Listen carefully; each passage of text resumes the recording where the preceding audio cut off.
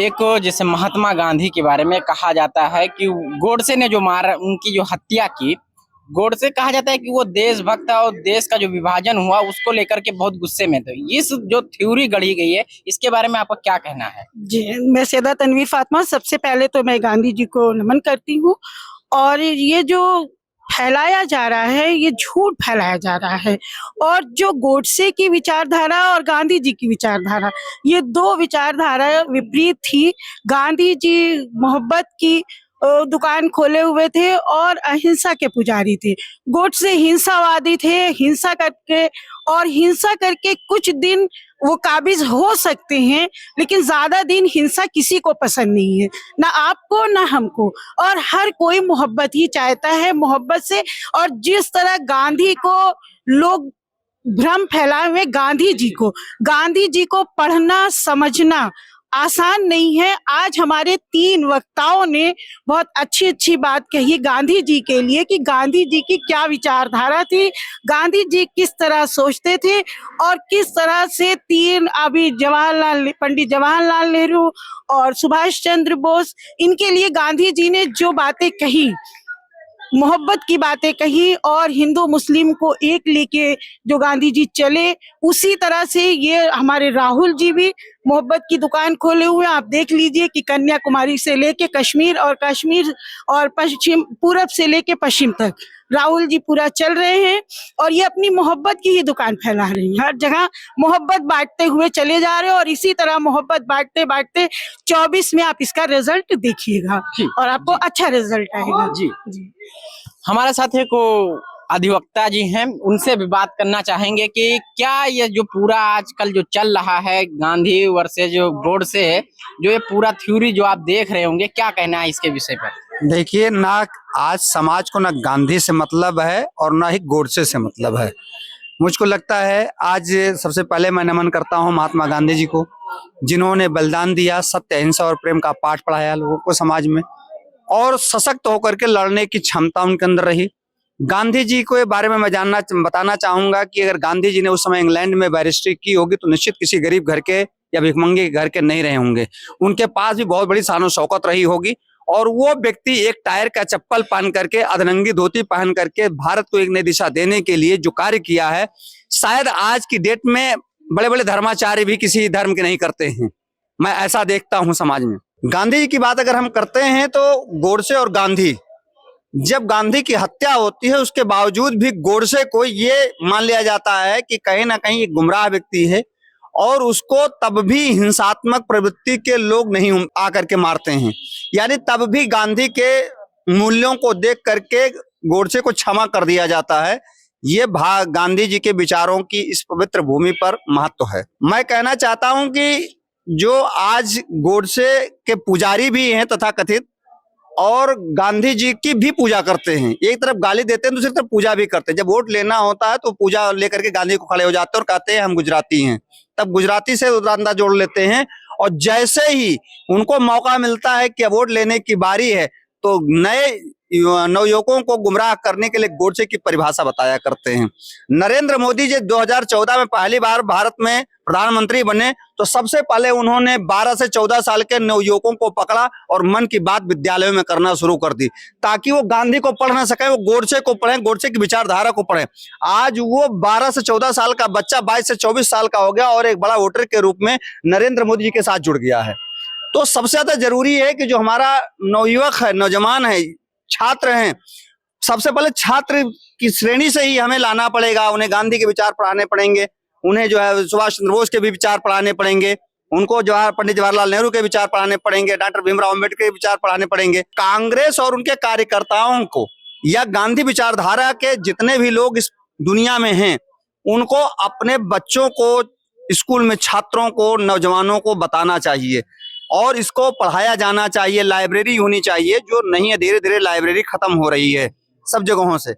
अब जो सबसे बड़ी बात है, social media, Bharatiya Janata party RSS द्वारा परिचित जो सोशल मीडिया है, वो सबसे ज्यादा हर घर, हर व्यक्ति तक आसानी से मोबाइल के माध्यम से पहुंचा देती है जो गलत विचार से हैं। तो कहीं ना कहीं भारतीय जनता पार्टी के इस धता बताने के लिए कांग्रेसी विचारधारा के लोगों, कांग्रेस पार्टी को या उनसे रखने ताल्लुक रखने वाले संगठनों को सोशल मीडिया पर एक्टिव होना पड़ेगा। पढ़े लिखे लोग इसमें रहे हैं हमेशा से कांग्रेस में, लेकिन हमको लगता है पढ़ने लिखने वाले लोग अपने अपने कर्तव्यों से विमुख हो चुके हैं। आज जो यहाँ पर कार्यकर्ताओं की टोली है, ना वो पढ़ना चाहती है, ना किसी को जागरूक करना चाहती है। मैं जिलों में जाता हूँ, तहसीलों में जाता हूँ, ब्लॉकों में जाता हूँ, मैं देखता हूँ जो टिकट लेने वाले लोग हैं, चाहे वो पार्षदी के टिकट हो, चाहे पंचायत के टिकट हो, चाहे महापौर के टिकट हो, चाहे विधायकी के टिकट हो, वही लोग वहां दिखते हैं।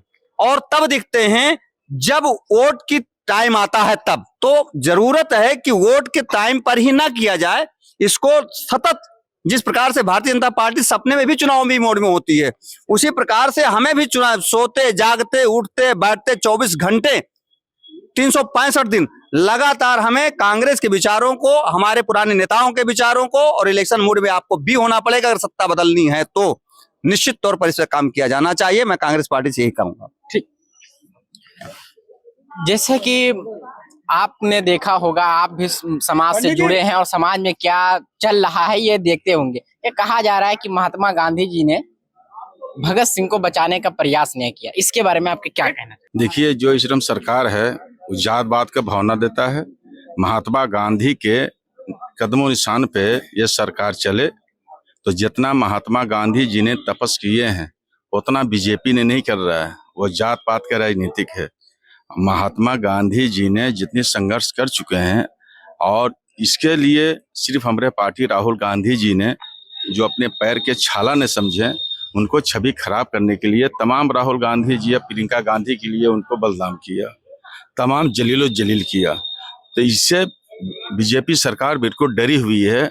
प्रियंका गांधी और राहुल गांधी जाएंगे, इससे संघर्ष सिर्फ कांग्रेस कर सकता है और कांग्रेस से देश में आजादी दिला सकता है। ठीक, आप एक कांग्रेस कार्यकर्ता होने के नाते 24 चुनाव को लेकर के और महात्मा गांधी के संदर्भ में क्या कहना चाहते हैं? कि महात्मा गांधी जी एक विचारधारा के हैं व्यक्ति हैं, और महात्मा गांधी को के विचारों को पढ़ें, और महात्मा गांधी ने क्या रास्ते पे बताया है, क्या काम किया, उसके रास्तों को पढ़ें।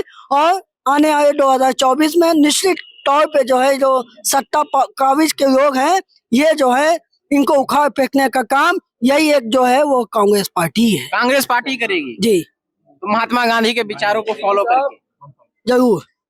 ये सत्ता पक्ष से लोग महात्मा गांधी के विचारों को भी नहीं करते हैं, बाबा साहब के उसको भी नहीं करते हैं। सिर्फ इनको चाहिए होता है धर्म, धर्म और धर्म। ये राजनीति नहीं चल, ये जो हमारी कांग्रेस पार्टी है या और है, सब धर्म को लेके चलने वाली पार्टी होनी चाहिए, वही सत्ता पे बैठ पाएगी, वरना अन्यथा सत्ता पे कोई बैठ नहीं पाएगा। आपने जैसे अभी यहाँ पे देखा कि किस तरह से इतिहासकार और किस तरह से जानकार प्रोफेसर लोग अपनी बात रख रहे थे महात्मा गांधी के संदर्भ में, कि किस तरह उन्होंने विदेश में पढ़ाई की, लंदन में पढ़ाई की, और फिर अब भारत में आकर एक धोती में अपना जीवन समझे तय कर लिया।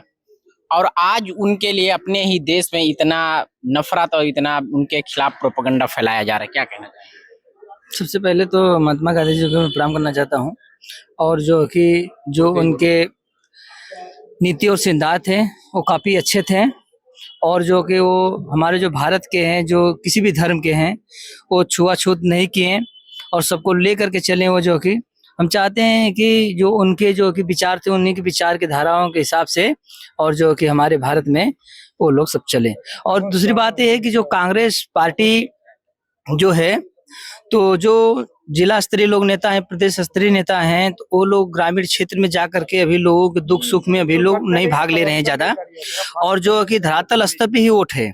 और जो छोटे छोटे जातियां हैं, जैसे अनुसूचित जाति के लोग, तमाम लोग हैं, बैकवर्ड जाति के, जैसे मुसहर, धोबी, डोम, मेस्तर, पासवान, नट, खत्ती, तुषार, सोनकर हैं, तो ऐसे उसमें ये लोग नहीं जाते, पैड नहीं अपना बनाते हैं, खाली हवाई में पोस्टर द्वारा प्रचार चल रहा है। और जो कि ऐसे कहीं चट्टी चौराहे पे बस थोड़ा सा अपना दिखा दिए, 10-20 जनसंख्या, बस इन लोग प्रचार है। धरातल में जो दुख, लोगों का दुख और सुख है, उसमें भागीदारी अभी इन लोगों के कांग्रेस पार्टी कार्यकर्ताओं के नहीं है। न तो बूथ स्तर पे कोई पता कर लीजिए, कोई संगठन नहीं है, न सेक्टर स्तर पे कोई संगठन नहीं है, न ब्लॉक स्तर पे कोई संगठन है, न विधानसभा स्तर पे कोई संगठन है, क्योंकि हवाई में बस कांग्रेस पार्टी में बस ये लोग हैं, मतलब से लोग रहते हैं। टिकट मिल गया, चुनाव लड़े, चाहे हारे चाहे जीते, उससे मतलब नहीं है। तो मतलब जन जन तक कांग्रेस पार्टी को अपनी बात पहुंचाने कि वो ब्लॉक स्तर तक मतलब काम करने की जरूरत है, आप ऐसा कहें? हाँ हाँ, हमारे कहने का मतलब है कि जो बूथ स्तर पे जो जहाँ पोलिंग होता है उसके यहाँ पे जाकर के ग्रामीण क्षेत्र में जो पिछड़े समाज के लोग हैं, बैकवर्ड समाज के लोग, उनके घर पे जाइए, उनके दुख सुख में काम आए और उनके क्या परेशानी क्या दिक्कत, उनकी दिक्कतें को जो कि आप हल करेंगे। जब आदमी किसी दुख के यहाँ जाता, दुख में जाता, तब उसको याद करते हैं। ऐसे अचानक जाने पे कोई नहीं चिनेगा जो कि। और जो बीजेपी पार्टी जो कि छोटे छोटे लोगों को मिलाकर जब चली तब ये आई। कोई नहीं जानता था कि जो कि बीजेपी पार्टी इस केंद्र में आ जाएगी और 2-2 बार लगातार आ जाएगी, कोई नहीं जानता था। लेकिन ये लोग क्या कि खरगोश के चाल चल रहे हैं और खचुओं के चाल वो चल रहे हैं। ये लोग सोच रहे बहुत बड़ी पार्टी, बहुत बड़ी पार्टी थी, अब है नहीं, इसमें है नहीं थी। उसमें शासन थे जो 75 साल कांग्रेस था, लेकिन इनके नेताओं जो कांग्रेस पार्टी के लोग हैं अस्थायी लोग पड़े हुए हैं, ग्रामीण क्षेत्र में जा नहीं रहे हैं। राजनीतिक ऐसी चीज है कि 24 घंटा हमेशा ध्यान देना चाहिए, जो कि धरातल पर जाके ग्रामीण क्षेत्र में बाजार में से कुछ नहीं होने वाला है और पोस्टर छपाने से कुछ भी नहीं होने वाला है। जब तक ग्रामीण स्तरों पर बूथ स्तर की नई कमेटी बनाएंगे, ब्लॉक स्तर की नई कमेटी बनाएंगे, विधानसभा स्तर कमेटी नहीं बनाएंगे और वो कार्यकर्ताओं के जाकर के दुख और सुख देखे क्या समस्या हुई है, तब जाके कांग्रेस पार्टी आगे जाएगी। मेरे सुझाव है। चाचा, क्या अभी जो आप यहाँ पे सुन रहे थे पूरा जो चल रहा है कार्यक्रम, क्या कहना चाहेंगे आप? बेटे, बड़ी पीड़ा लेके आया हूँ, प्रयागराज से आया हूँ, स्वतंत्रता संग्राम सेनानी का पुत्र हूँ। मेरे पूज्य पिताजी 11 साल की छोटी सी आयु में कांग्रेस का झंडा लेकर के घर फूंक तमाशा देखा है और वसीयत में विकट गरीबी दिया है। किस परिस्थिति में आया हूँ, कांग्रेस संगठन की पीड़ा को लेकर के कांग्रेस संगठन को मजबूत करने के लिए मैंने दूरभाष पर माननीय अध्यक्ष श्री अजय राय जी से निवेदन किया। संजोग से उन्होंने उठा लिया। मुझे तो नहीं लगता था कि ये नेता लोग उठाएंगे। मैं कैसे, आम कार्यकर्ता कैसे पीड़ित है, आम कार्यकर्ता किस तरीके से उपेक्षित है, इसका कोई जवाब नहीं है। बहुत स्पष्ट और साफ बातों में कहना चाहता हूं, सचिव वैद गुरु तीन जो प्रिय बोले भयास, राज धर्म तन तीन कर हुए भेगी नाश। झूठी जी हजूरी हमारा कल्चर नहीं है। हम उस बाप के बेटे हैं जिसने दिलेरी और ईमानदारी के साथ आम जनता की सेवा किया है। अध्यक्ष जी आज काफी व्यस्त हैं। मैंने सुना है कि बड़े जमीनी हैं, बहुत अच्छे हैं, लोगों की बात सुनते हैं। हमारे यहाँ शंकरगढ़ गए भी थे, दुर्भाग्य से मेरी मुलाकात नहीं। उन्होंने मुझसे कहा था कि मैं आपको समय दूंगा, बात करूंगा।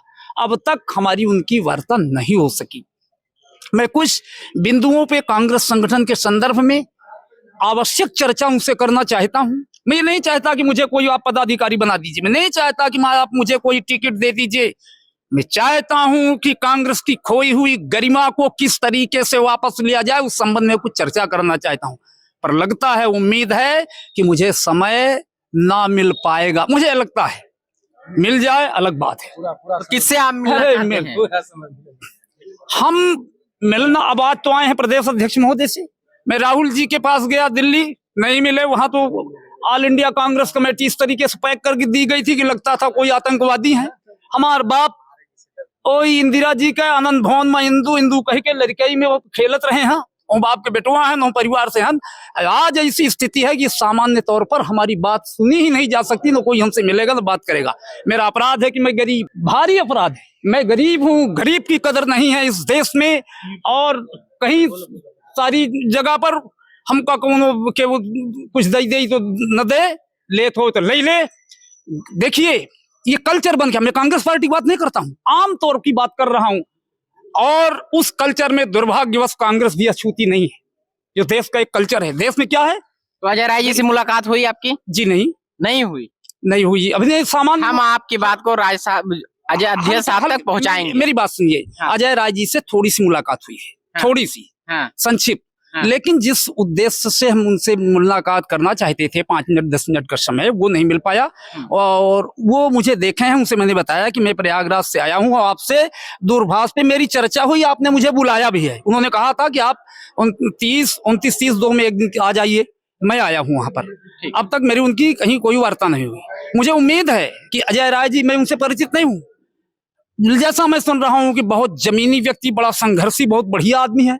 अब ये सुना हूँ। नहीं तो मुलाकात होगी। जब आप आए हैं, अध्यक्ष साहब ने आपको बुलाया, तो आपकी मुलाकात उनसे होगी और हम पूरा प्रयास करेंगे कि आपसे उनकी मुलाकात हो जाए। आप जो बात करना चाहते हैं वो बात भी आप उनसे कर सकते हैं। मैं आपको बहुत साधुवाद देता हूँ, बहुत धन्यवाद देता हूँ। और हम लेकिन आपकी बात को हम कोड कर देंगे अध्यक्ष जी के।